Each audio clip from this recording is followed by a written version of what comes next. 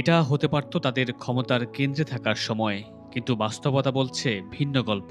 দীর্ঘদিন লড়াই, ত্যাগ আর দলের কঠিন সময়ে ঢাল হয়ে থাকা কয়েকজন হেভিওয়েট নেতা আজও রয়ে গেছেন পদ বঞ্চিতদের তালিকায়।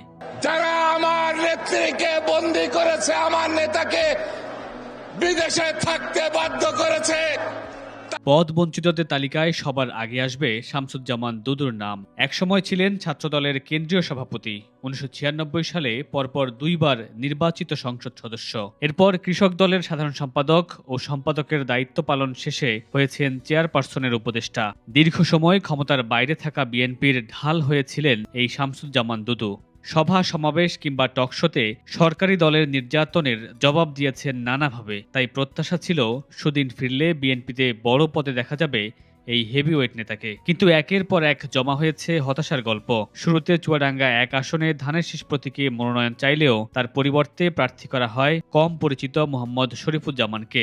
নির্বাচনের পর অনেকেই টেকনোক্রেট কোটায় মন্ত্রী, প্রধানমন্ত্রীর উপদেষ্টা কিংবা জেলা প্রশাসক হলেও কোথাও ঠাঁই হয়নি তার। বর্তমানে এক প্রকার দৃশ্যপটের বাইরে চলে গেছেন এই গুরুত্বপূর্ণ নেতা। Time has come to say goodbye.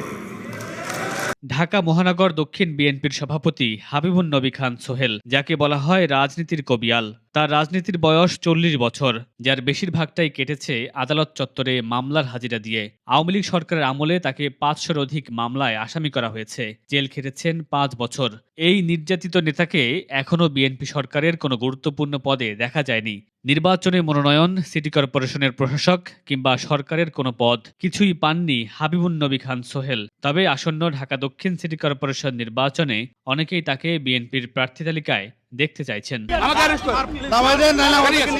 বিএনপির আলোচিত নেতা ব্যারিস্টার মাহবুব উদ্দিন খোকন গেল ১৭ বছর দলের বহু নেতাকর্মীর বিরুদ্ধে দেয়া মিথ্যা মামলা নিয়ে আদালতে লড়েছেন তিনি। বিএনপির চেয়ারপারসন বেগম খালেদা জিয়ার আইনজীবীও ছিলেন এই নেতা। এবার নোয়াখালী ১ আসন থেকে নির্বাচিত হওয়ার পর অনেকেই ধারণা করেছিলেন মন্ত্রিসভায় দেখা যেতে পারে এই অভিজ্ঞ রাজনীতিবিদকে, কিন্তু মন্ত্রিসভা, অ্যাটর্নি জেনারেল কিংবা সরকারের অন্য কোনো পদে এখনো দেখা যায়নি ব্যারিস্টার মাহবুব উদ্দিন খোকনকে।